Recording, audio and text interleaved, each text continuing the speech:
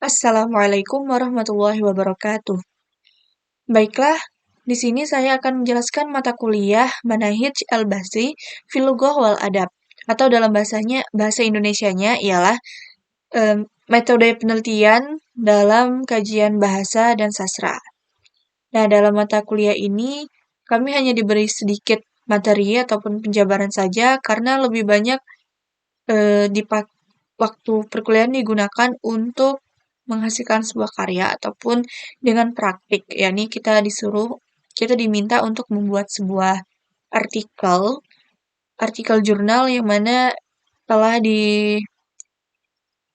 sesuai dengan ketentuan yang telah diminta gitu. Dan ini juga untuk bekal nantinya sebagai bahan skripsi kita ataupun sebagai latihan. Nah, dalam materi seputar Manahij Al-Bahsi fil Lughah wal Adab ini, jadi kami diberitahu terkait kajian sastra ataupun linguistik yang diperbolehkan dan yang tidak diperbolehkan untuk kajian kami dalam mengambil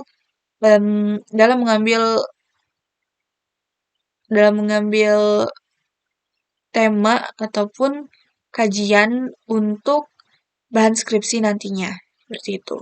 Jadi ada beberapa kajian yang diperbolehkan dan juga ada beberapa kajian yang tidak diperbolehkan. Umumnya kajian yang diperbolehkan ialah kajian yang eh, tergolong baru, kajian yang masih baru ataupun kajian lama yang sudah jarang digunakan, seperti itu. Nah, dalam menulis sebuah artikel, kita diberitahu ataupun diberi kiat-kiat untuk menulis sebuah artikel yang bagus, baik dan benar. Untuk yang pertama itu ada cara untuk mencari judul. Nah, beberapa cara mencari judul ini ada banyak tahapannya. Yang pertama, kita harus menentukan ruang lingkup pembahasan kita, apakah itu termasuk bahasan sastra atau bahasa ataupun linguistik. Nah, karena bahasa dan sastra ini memiliki pembahasan ataupun teori yang berbeda. Dan yang kedua, menentukan tema. Yang ketiga, mencari buku atau jurnal yang berkaitan dengan tema. Yang keempat, memastikan buku atau jurnal yang berkaitan dengan tema ini sudah benar. Kemudian yang kelima, menuliskan teori. Yang keenam, menentukan objek. Ketujuh, menentukan judul. Delapan, memastikan sumber bacaan, teori, dan objek secara benar. Sembilan, membuat judul. 10, mengecek plagiasi judul di Google Scholar, Garuda, Morareef, Dodge, Atlantis Press, Best Search, Repository, etc. atau lain sebagainya. Nah, dalam menulis sebuah kajian ataupun dalam menulis sebuah artikel penelitian, kita itu harus mengenali dan menguasai beberapa instrumen. Di antaranya, yakni ada platform jurnal nasional dan internasional, platform proceeding seminar dan konferensi, platform buku, platform perpustakaan dan katalog, platform disertasi, platform tools, translation tools, resume tools, writing error detection tools, reference manager, plagiarism detection software. Nah, adapun untuk platform jurnal nasional dan internasional, yakni ada yang telah memberikan pemeringkatan dan juga ada yang tidak memberikan pemeringkatan. Adapun yang memberikan pemeringkatan ataupun platform ini merupakan platform yang bergensi ialah Sinta, Scopus, dan SJR atau Simago Journal and Country Rank. Jadi tiga platform ini sangat terkenal dan juga memiliki persaingan yang ketat untuk kita bisa untuk mempublish di dalamnya. Nah, adapun platform jurnal nasional dan internasional lain yang belum ataupun tidak memberikan pemeringkatan, diantaranya ialah ada Morareef, Elsevier, Sage, Garuda, Linspringer, Wiley, Google Cendekia, Ten of Land, dan Emerald Publishing.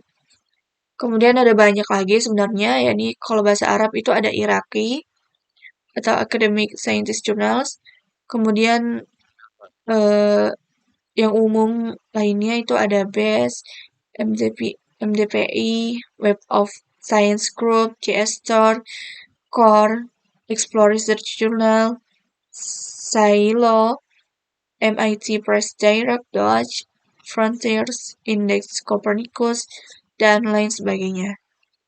Kemudian kita juga diajarkan bagaimana cara membuat akun jurnal Springerling dari luar kampus ataupun membuat akun database dari jurnal-jurnal yang lain.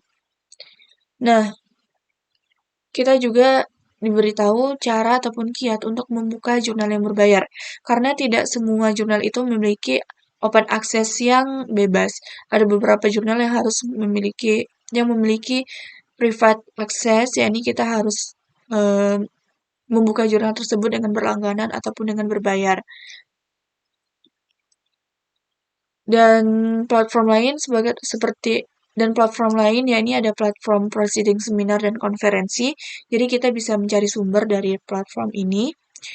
Contohnya ialah IOP, AUDL, Atlantis Press, Sites Press, dan lain sebagainya. Dan dari platform buku itu ada Wakefia, Google Books, DOAB atau DOAB, kemudian ada Library Genesis, Open Access, PDF Drive, Arabic Collection Online, dan Internet Archive, serta lain-lain. Kemudian untuk platform perpustakaan dan katalog, kita bisa mengakses koleksi dari e-research Perpusnas, jadi kita diajarkan bagaimana caranya. Kemudian kita juga bisa membuka dari katalog buku nasional ataupun internasional. Seperti contohnya itu dari perpustakaan kampus ataupun dari website seperti OneSearch dan juga ada WordCat. Adapun untuk platform tesis dan disertasi itu ada Etesis UIN Malang, ND LTD, White Rose, Ohio Link, Open Access, Thesis and Dissertation, dan lain sebagainya. Nah, kemudian ada namanya Resume Tool. Di situ kita bisa mengambil kesimpulan dari sebuah jurnal ataupun buku dengan cara yang sangat praktis ya. Jadi kita bisa dengan mengcopy teks yang ada dan menempelkannya ke kolom yang ada pada website seperti Free Summarizer. Nah, jadi nanti kita copy paste dan kita klik tombol summarize dan kemudian sudah jadi gitu. Ada juga untuk translation tool, di situ kita bisa menggunakan Google Docs ataupun dengan menggunakan Google Translate dan lain sebagainya. Nah, untuk writing error detection tools ataupun grammar, itu kita bisa menggunakan Grammarly untuk bahasa Inggris dan Swahili untuk bahasa Arab. Ada juga Correct My Sentence dan juga ada Google Docs. Nah, kemudian dalam kepenulisan daftar pustaka atau reference manager, kita bisa menggunakan berbagai platform ataupun aplikasi seperti EndNote, Mendeley, Zotero, dan lain sebagainya. Yang mana reference manager ini merupakan reference yang instan ataupun yang terbaru. Jadi kita hanya perlu memasukkan file dokumen ke dalam aplikasi tersebut, kemudian nanti secara otomatis akan masuk ke dalam daftar pustaka kita tanpa kita menulisnya secara manual satu persatu. Kemudian ada reference manager, penulisannya seperti APA, Chicago, Surabian, dan juga lain sebagainya. Kemudian kita juga diajarkan cara menulis ataupun cara membuat endnote, footnote, endnote, seperti itu. Untuk plagiarism detection software ataupun software untuk mengecek plagiarism ini sangat plagiarism. Nah, plagiarism ini nih sangat fatal ataupun sangat penting untuk sebuah karya ilmiah. Yani kita harus meminimalisir adanya plagiarism tersebut karena itu akan mengurangi daya tarik ataupun nilai dari karya ilmiah kita. Plagiarism ini datang dari adanya kutipan kita yang sama dengan jurnal-jurnal lain ataupun kata dari jurnal kita yang sama dengan jurnal lain karena entah itu karena mengutip atau memang kebetulan sama, tapi kebanyakan karena mengutip. Seperti itu.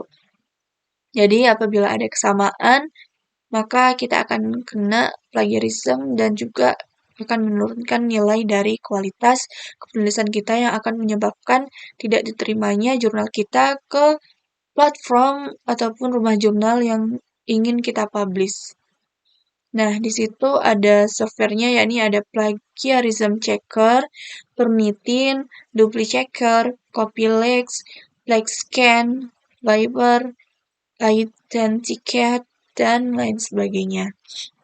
Jadi, jika kita ingin mempublish sebuah karya tulis ilmiah, maka dalam dalam mengambil ataupun mengutip isi dari artikel lain, kita harus kreatif, kita harus bisa mengubah kata susunan katanya sehingga tidak terjadi plagiarism yang tinggi seperti untuk meminimalisir adanya plagiarisasi.